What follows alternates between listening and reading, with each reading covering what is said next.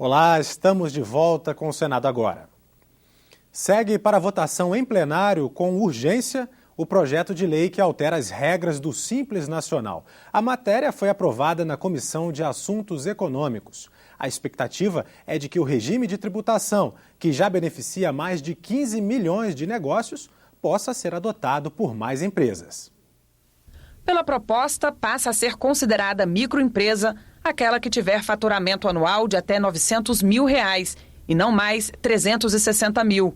Já para as empresas de pequeno porte, o limite sobe de 3,6 milhões para 14 milhões e 400 mil reais.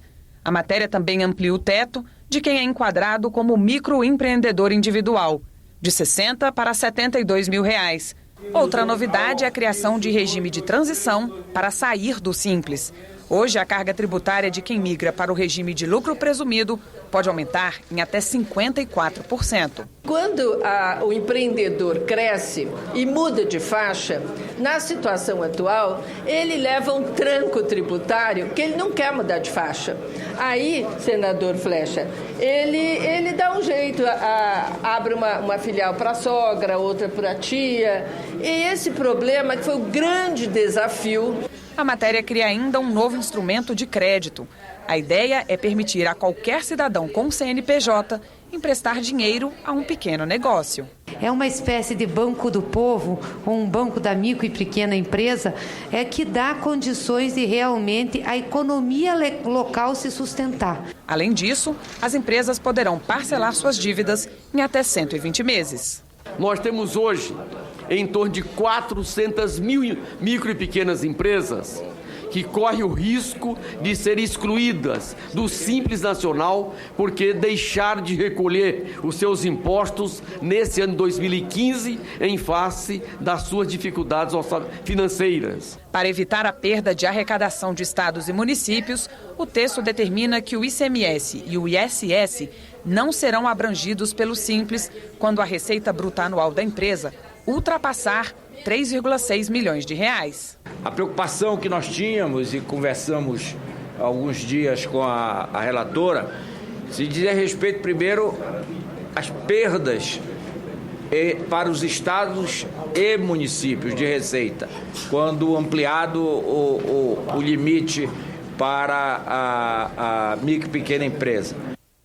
O Senado e a Câmara realizam um seminário internacional sobre ciência e tecnologia. Na abertura do evento, os participantes defenderam a aprovação de um projeto que está em análise no plenário do Senado.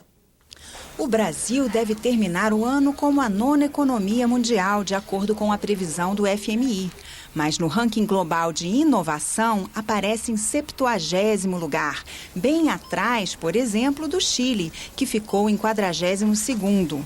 A inovação, vista como um estímulo ao desenvolvimento, à produção e à prosperidade de um país, está relacionada aos investimentos. O investimento do Estado brasileiro em ciência, tecnologia e inovação é comparável ao de países considerados inovadores. A grande diferença é o investimento privado. O nível de investimento público em P&D no Brasil estava em torno de 0,61% do PIB. A média da OCDE é 0,69% do PIB. O que eu quero dizer com isso? O problema central do Brasil não está no esforço que o Estado brasileiro está fazendo em investimento em P&D. O problema fundamental do Brasil está que o investimento privado é muito baixo. O setor privado investe 46% desse esforço de investimento, e enquanto na China, Coreia, por exemplo, que eu destaco, investe 75% do volume total de investimentos. No seminário internacional realizado pelo Senado e a Câmara, representantes do governo e das indústrias debateram estratégias para estimular os investimentos. Precisamos acelerar o passo ou ficaremos para trás e perderemos cada vez mais espaço na competição global e qualidade de vida. O Código de Ciência, Tecnologia e Inovação está em tramitação no Congresso há 4 anos. O projeto de lei propõe desburocratizar a pesquisa e aproximar as empresas das universidades, entre outras coisas. O texto já passou pela Câmara dos Deputados e pelas comissões de Ciência, Tecnologia e Inovação e Assuntos Econômicos do Senado. Falta apenas o plenário. Os conferencistas pediram aos senadores que aprovem rapidamente a proposta.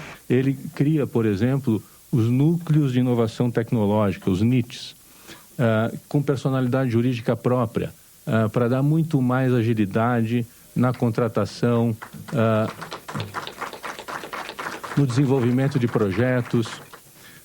Enfim, ele desamarra, simplifica, desburocratiza. Já aprovado na Câmara e nas comissões do Senado, irá permitir maior aproximação entre os pesquisadores e empresas, aqui francamente debatido, setor público e privado, desburocratização e da gestão e seus projetos e criação de ambiente propício à inovação.